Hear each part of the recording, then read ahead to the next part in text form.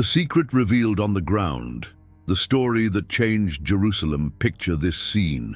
A furious crowd surrounding a square, voices shouting for justice, hands gripping stones ready to be hurled. A life about to be extinguished. Then, a figure bends down and draws something on the ground that makes the entire mob fall silent instantly. What words could have been traced there, powerful enough to transform vengeance into liberation? Discover now one of the most extraordinary events in history, where a simple act turned a death sentence into new life. That restless afternoon in the streets of Jerusalem, during the Feast of Tabernacles, a surprising event was about to unfold before curious witnesses. Amid the murmurs of the crowd and the sharp gazes of the religious authorities, a woman was dragged into the center of the square. Her shame publicly exposed, she faced the accusation of adultery, a crime that, according to ancient law, carried the penalty of death. The scribes and Pharisees, dressed in immaculate robes and stern expressions, brought her before the Rabbi of Nazareth, expecting him to utter words of condemnation that would legitimize their rigid enforcement of divine commandments. Yet, instead of responding immediately, the rabbi startled them with an unexpected reaction. He stooped down and began to write something on the ground, seemingly indifferent to the pressure of the moment. This enigmatic gesture not only captured the attention of everyone present, but also set the stage for one of the most striking and enlightening episodes of the rabbi's teachings. The account of this woman and the mysterious words on the ground would become an eternal symbol of grace, mercy, and divine wisdom, confronting human rigidity. If this story stirs your curiosity, consider subscribing to our channel and activating notifications so you won't miss more transformative content like this. Now let's dive deeply into this fascinating narrative, the historical context, a city in tension. To fully understand this revolutionary episode, we must transport ourselves to first-century Palestine, a vibrant, multicultural city, yet boiling with political and religious tensions.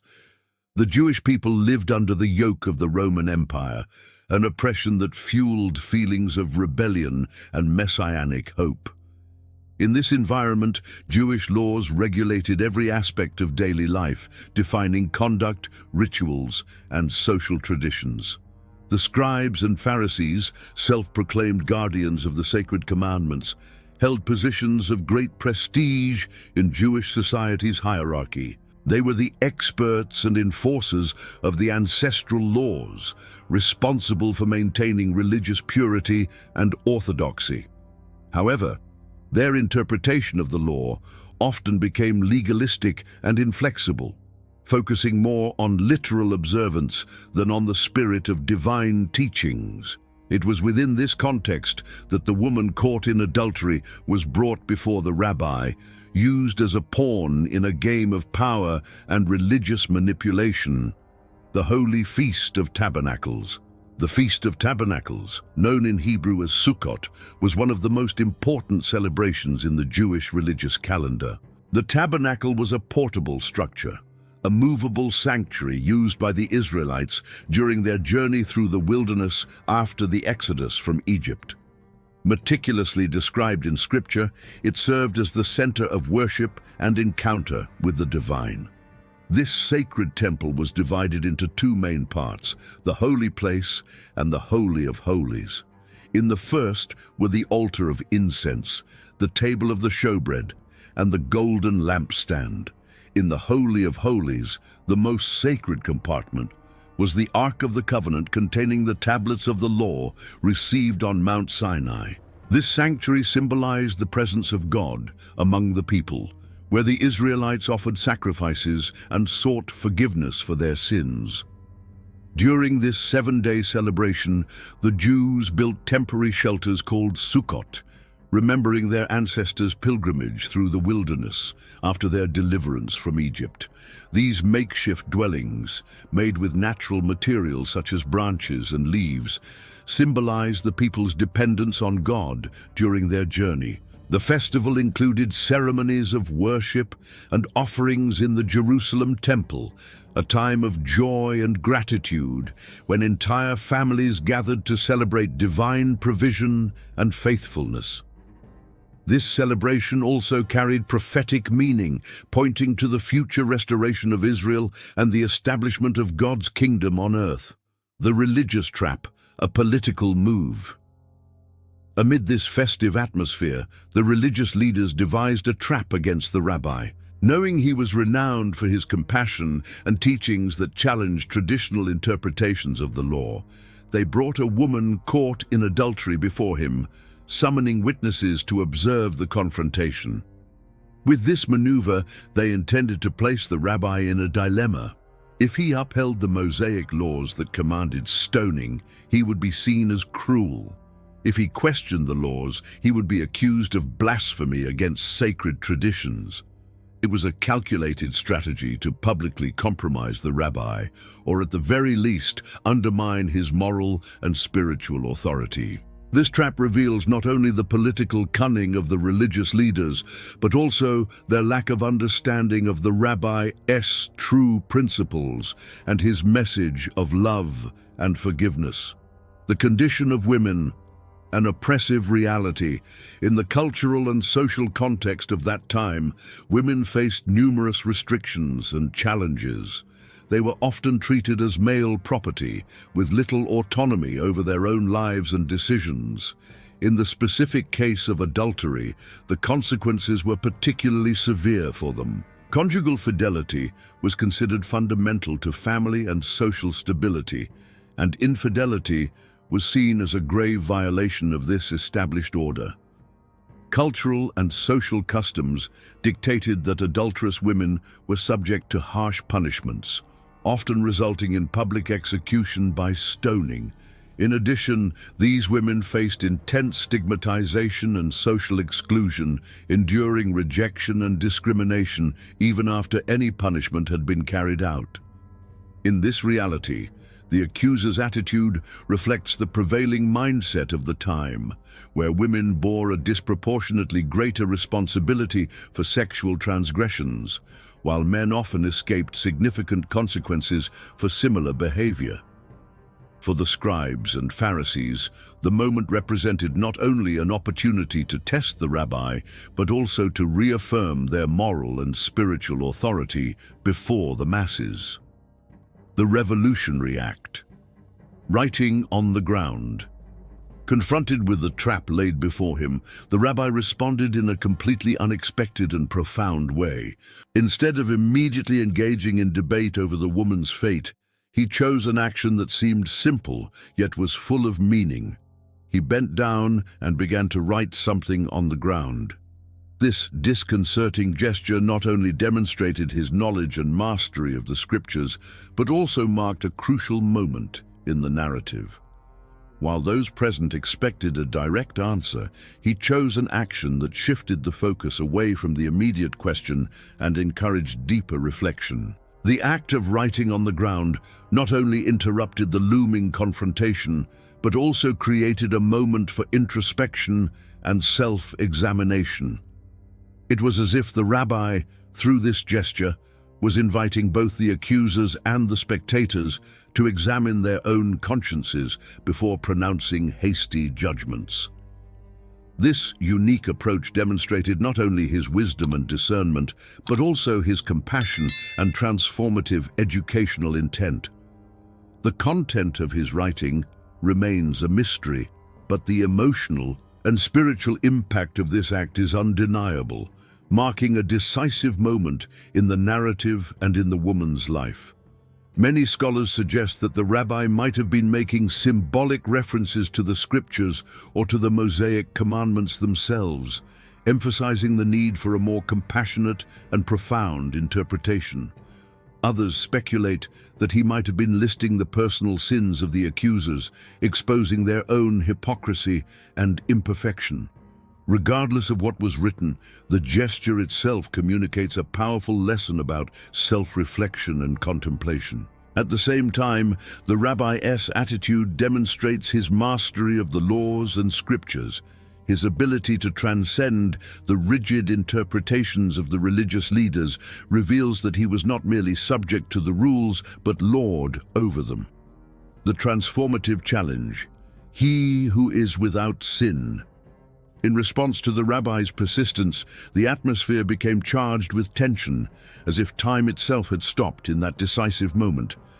His eyes met those of the accusers, and with serenity, the rabbi declared clearly, "Let the one who is without sin cast the first stone." These words cut through the silence like a piercing lightning bolt, striking the consciences of the scribes and religious leaders gathered there. The weight of their hypocrisy and lack of personal compassion fell heavily upon them, making each stone in their hands unbearably heavy. Gradually, the accusers began to feel the burden of their own failings, their consciences inflicting more pain than any stone ever could. The silence that followed was deafening, for none of them dared to claim a purity they knew was false. Slowly, as if waking from a trance, they began to disperse, their heavy footsteps echoing across the dusty ground. As the accusers departed, the rabbi's gaze followed them, filled with compassion and sorrow for the spiritual blindness that consumed them. In that stage of accusation and judgment, he revealed not only the true purpose of the law, but also the heart of his message of love and mercy.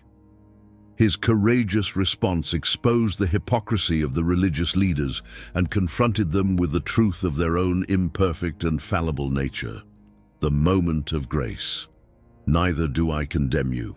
Then, in the silence that hovered over the place, the rabbi approached her with a calmness that radiated peace and compassion.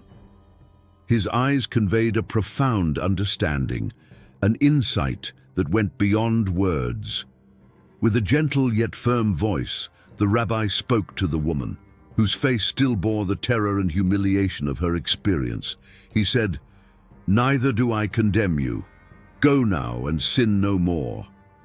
Each word resounded like a melody of hope, a promise of renewal and new beginnings.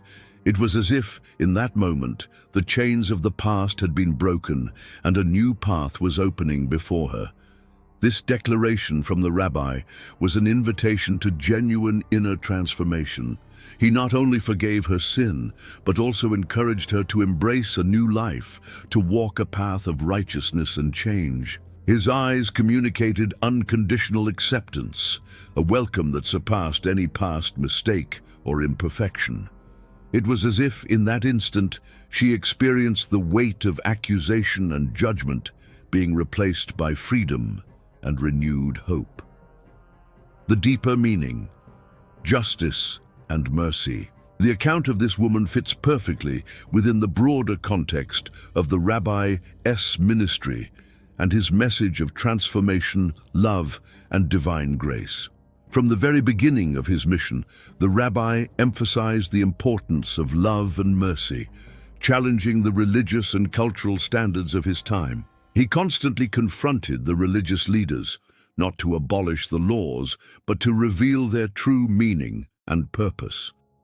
This episode also invites us to reflect on the nature of the divine commandments and their relation to justice and mercy. While the religious leaders and scribes clung rigidly to the letter of the law, seeking justice through the woman's execution, the rabbi challenged them to see more deeply, to understand that true justice goes beyond the mere observance of rules. It is intertwined with mercy, forgiveness, and love, attributes that reflect the very nature of God. Transformation through forgiveness. The rabbi's declaration to the woman, "Neither do I condemn you, go and sin no more," invites us to reflect on the transformative power of forgiveness and mercy. In a world where hatred so often seems to prevail, this lesson is a powerful reminder that forgiveness not only liberates the transgressor, but also the one who was offended. It breaks the cycle of resentment and retaliation, opening the way to restoration and reconciliation. The deeper understanding of this sacred episode goes beyond simply knowing the facts that took place. It leads us into reflection on the very foundations of faith and moral conduct. Application for our days. The story of this woman and the mysterious words on the ground challenge us to examine our own attitudes toward judgment, mercy, and compassion. It provokes us to question whether we are applying principles in a balanced and just way, or whether we are being dominated by rigidity and hypocrisy. Furthermore, this episode teaches us about the importance of seeing beyond appearances and recognizing the dignity in every human being. It invites us to practice forgiveness and pursue reconciliation, instead of merely judging and condemning. Therefore, as we explore this narrative, we are not merely studying an event from ancient times, we are confronting questions and challenges that continue to echo in our present reality. A deeper understanding of this sacred episode can guide us in the pursuit of a more authentic faith and a more compassionate life. I hope this reflection has touched your heart. Please subscribe to our channel, leave your like, and choose one of the suggestions that will appear to continue with us on this journey. May peace and divine wisdom be with you.